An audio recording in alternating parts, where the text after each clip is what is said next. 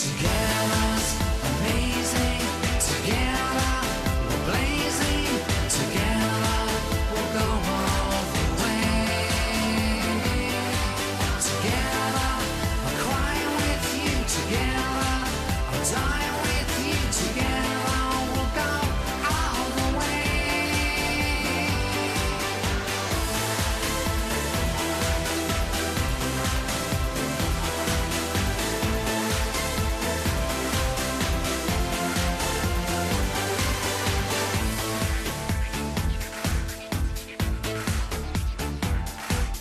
Now my heart is beating fast. Time is short, the die is cast. I can keep a secret if you can really mean it. And feel the love beside us and so much love inside us. Whatever we have to do, I'm gonna be with you.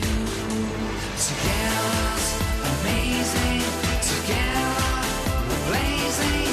Together we'll go all the way. Together I'll cry with you. Together I'll die with you. Together we'll go all the way.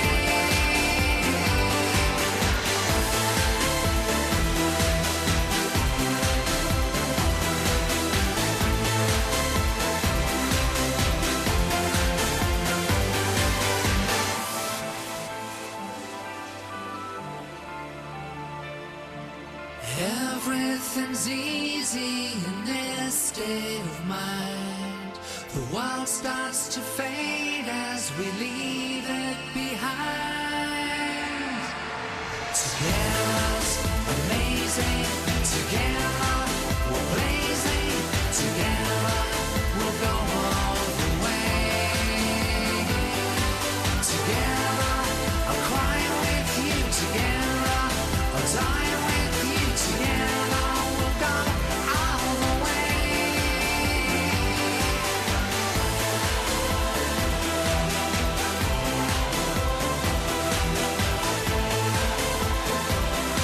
Together we'll go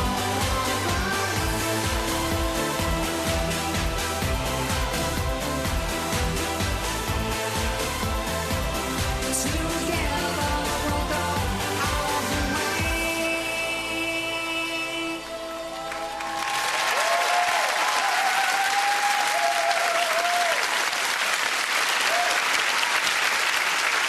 Neil Tennant and Chris Lowe, Pet Shop Boys.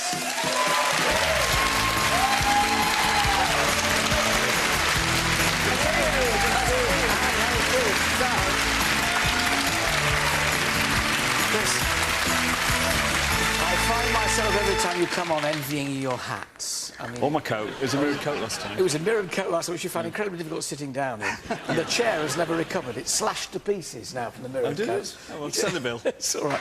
I am very honoured to have this. I mean, this is fabulous. It's this. personally signed. I know. Ultimate Pet Shop Boys. From West End Girls right up to the present date with the brand new one. To the new one, yeah. Yeah. So, you know, is it time for a huge retrospective? It's not goodbye, is it, this, Neil, I hope? It's not goodbye. You don't get rid of us that easily. I think it's because it was 25 years. EMI, the record company we're signed to, suggested that we should do a little one-CD retrospective of the whole career. And it seemed like a nice time to do it. Now, Chris, I gather that Together, which is the new single that we heard at the top of the show, the inspiration for that came to you in a rather an unusual place. Yeah, well, I was sat on the toilet in this bar in... where were we? Porto in Portugal. Portugal, yeah. And there was this group of people singing this folk song upstairs, and thought, oh, that sounds good. And so I asked them what it was, and anyway, that was the sort of, you know, starting point for it. It ended up as Together, but it's nothing like the original folk I was song. going to say, you must go to the loo more often, actually. It's a really good song. I always go into the toilet. I've got a very big bladder. Moving swiftly on, good Lord, process, there's people out there eating their tea. Yes. The people you work with are legendary. I remember years ago myself interviewing Dusty Springfield, who was absolutely smashing. I mean, equally fun for you to work with. Yes. Dusty was a great eccentric, but also, of course, a brilliant singer. Eccentric in what way? Well, she had a great sense of humour. You know, she was obsessed by her cats. She once gave me a book about cats I've still got. And she liked humour. You know, she used to put on funny voices. When does it make you operate? Food fights, but not with Food us. fights? No, not with Food fights with Dusty Springfield. Does it make you operate differently, Chris, when you're working with Kylie Minogue, you're working with Dusty Springfield? I mean, such a wide range, Elton John, wide range of folk you work with. How does it influence your performance yourself? Well, it doesn't really. Doesn't at all? It's normally about, you know, nice restaurants and things like that. Is that the only reason you go out with people that afford to pay the bill? Is that the answer? I think what you do learn when you work with someone like Dusty Springfield, you learn about singing. I mean, Dusty was technically a very amazing singer in the way she used to arrange the vocals, which is a painstakingly slow process when you're producing her. She used to sing like one word at a time. But when you listen to it at the end, you realise she'd taken the melody on a journey and given it a huge crescendo at the end. And it was a brilliant thing to learn from that. Goodness me. You do, in spite of the fact that this is a retrospective album, you never stand still, you're always developing. There was the musical show a few years ago now, but now we're getting in March a ballet. Yeah, we've written a ballet called The Most Incredible Thing. It's based on a short story by Hans Christian Andersen. It's at Sadler's Wells. It's a fairy story. It is, yeah. I mean, our idea was to take the sort of form of a classical ballet, like Swan Lake, a three-act ballet, and the middle act is like a fantasy, but to do it with our music and also with contemporary choreography to see whether all these things would work together. And it's been a very long but very exciting process, and now actually they're just starting to choreograph it, and it's going to open in the middle of March. Has the fact that it's got to be danced entirely throughout, how does that affect your composing, your composition? Or do you just do your music and then think, well, it's up to them what they do to it? We pretty much do that. I mean, you are thinking. I mean, there are dance styles. Actually, the new single Together is a waltz. I think one of the reasons it's a waltz, apart from the Portuguese folk song, is because we've written two waltzes for the ballet. Oh, and so we're thinking in those kind of terms. But it's up to them really to work out the choreography. The great thing for me personally is that there's no lyrics.